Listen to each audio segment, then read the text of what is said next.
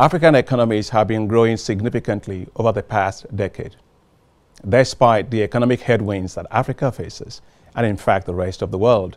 African economies remain quite resilient. Take a look at all of our cities.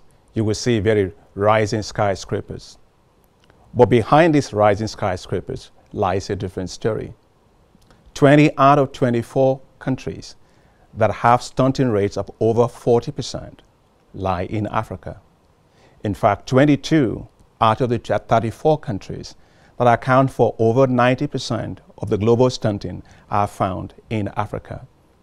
The numbers are even more troubling. Today, we have 58 million children that are stunted in Africa. We have 14 million children that are also wasted, and we have 10 million children that are obese. These are numbers that must change, and that must change very, very fast. Because stunted children today leads to stunted economies tomorrow.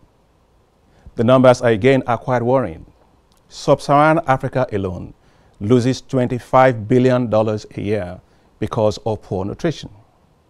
At a continental level, Africa loses about 11% of its GDP because of poor nutrition. The evidence, therefore, is very clear. Boosting nutrition will boost the economies. That is why I believe that we must change the way we look at nutrition. It is not just a social issue. Nutrition is about economic issues. It's really about how we invest in infrastructure, what I call gray matter infrastructure. If our children are well fed, their brains develop. They are better able to work in schools, learn in school, perform better. Everybody gains. So therefore, we must invest in gray matter infrastructure.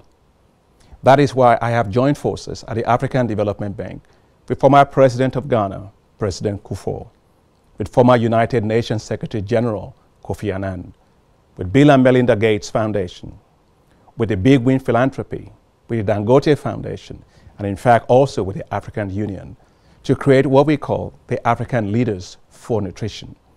The goal is simple: to mobilize political action to end the malnutrition and stunting that we see in Africa today. I am a member of the Global Panel for Agriculture and Food Systems for Nutrition. We have generated overwhelming evidence of what must be done to tackle malnutrition. What is needed now is action, and that action has to be fast. We must leave a better legacy. Not a legacy of stunted children, not a legacy of stunted economies. We must leave a legacy of boisterous economies with children that are very well fed. Only then can the future be bright. Invest in nutrition today and create a better future for Africa and the world. I thank you.